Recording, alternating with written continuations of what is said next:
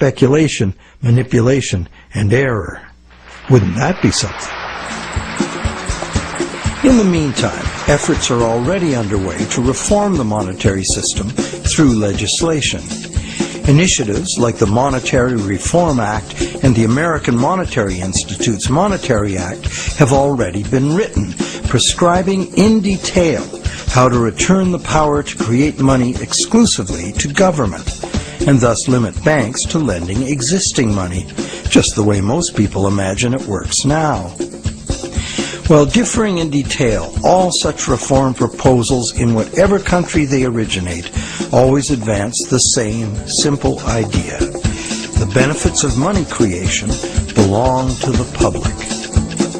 At present, money is created not for the benefit of society, but for the profit of private banks.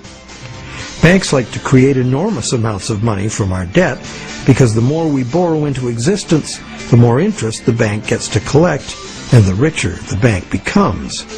In the process, the banks gain more control over everyone, individuals, industry, and government alike.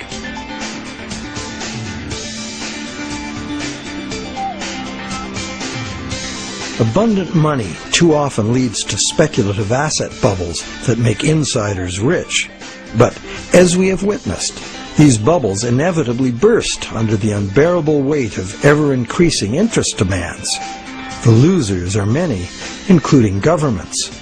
Already burdened with huge debt and shrinking revenues, governments are forced to add trillions to that debt in order to rescue the banks that are the cause of the problem. Otherwise, we would have no money system. It's an absurd situation, and a tragic one, considering that government could instead create the money itself and spend it interest-free on infrastructure, education, or universal health care. And most of that debt-free money would enter the economy as wages, circulating through all levels of society for everyone's benefit.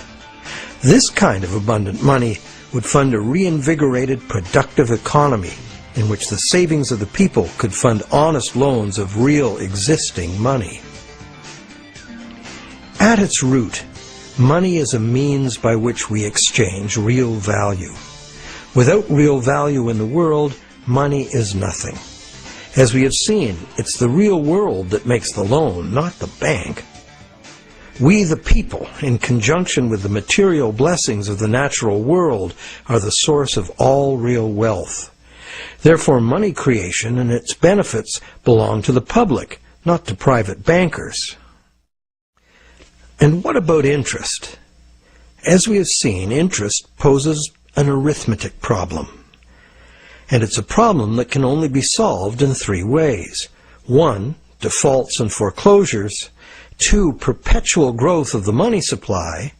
Or, the preferable and only other solution, 100% recycling of interest as spending. But such full recycling could only be accomplished by nationalizing the banking industry in the public interest. For example, interest earnings from public service banking could be paid to all as a citizen's dividend. Or it could be used to fund government in place of taxes, as was done successfully in colonial Pennsylvania. And that's just one instance of a society that organized its monetary system differently.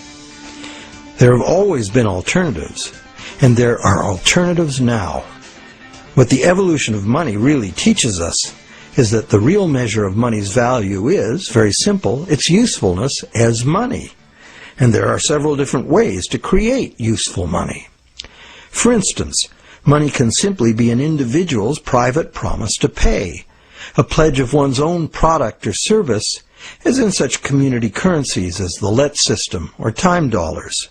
Thousands of these community currencies already exist in circles of trust where members can be counted on to honor the credit they issue for themselves. And such community currencies can be a lifesaver in the event of a catastrophic collapse of the conventional banking system.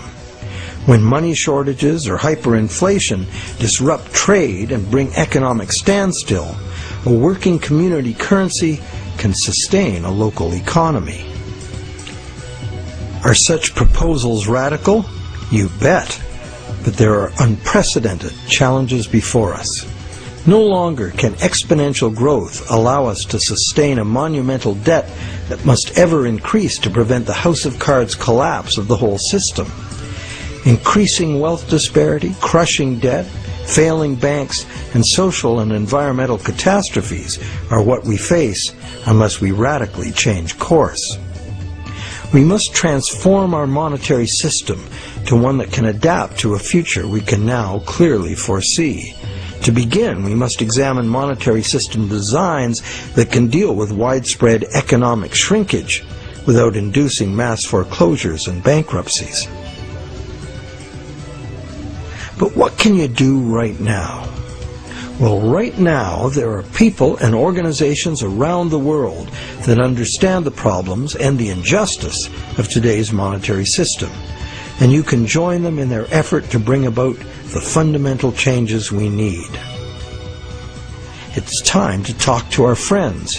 A financial crisis is the ultimate teachable moment. When bankrupt banks have to be bailed out by the governments the banks were formerly lending to, the contradictions, the fraud, and the fatal flaws of the current system are laid bare for all to see. But the solutions are there to see too if we look. We cannot afford business as usual. Making adjustments to the current system will not save us.